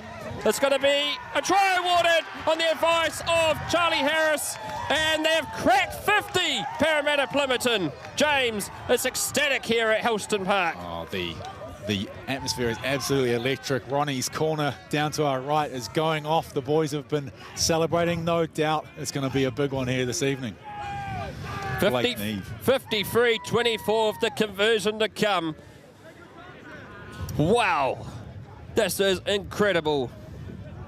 Blake Neve with his 9th try in 2023. He couldn't get one in his 100th last week, but he's got one here in what is going to be a special occasion for Paremata-Plimmerton. A score update from Upper Hutt. It is still 31-11.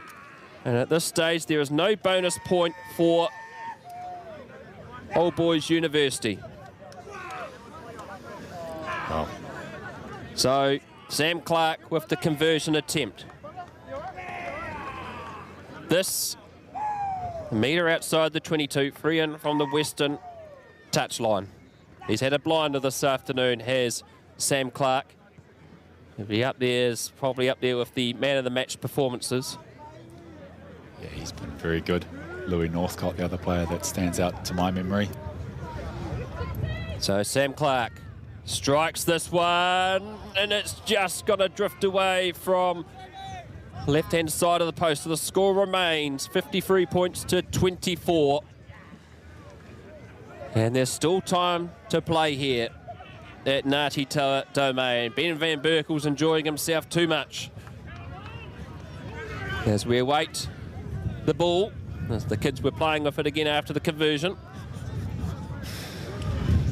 And Logan Henry has to run up the field to halfway to get this match back underway. And the ball's finally arrived, so we're going to finally have some last-minute action here at Ngati Toa Domain. Logan Henry kicks it high up in the air. It's been knocked back by his brother Mason, and Logan receives the ball knocked back from him, and he takes into contact by Del Sabaj. He's going to be held up, and the ball's been struck to. It's a penalty, though. It was no clear release is the call from referee Van Berkel. 53 points to 24. And Logan Henry says we'll kick to touch down towards the southern end of Ngati Toa Domain, the western touchline the ball is being aimed for. And Ronnie's corner. Ronnie's corner, which is almost at capacity. Oftentimes they have a truck or a bus parked up there to get extra advantage, but not today. Another full-time score. Oris have won the Jimmy Gerbert Shield against Pornicky, 49-7. Successful line out for Petone. It's at the back in quarantine. There's a look to drive it over and trying to get some points on the board to salvage some pride in this game for the Villagers. That's slow coming, but they're doing very well here. It's a penalty against Paremata-Plimmerton, though, as they came through the side of the maul. Quick update, OBU seem to have scored another try. It's 31-16 Upper Hutt Rams over Old Boys University. Ooh, that can make it quite interesting.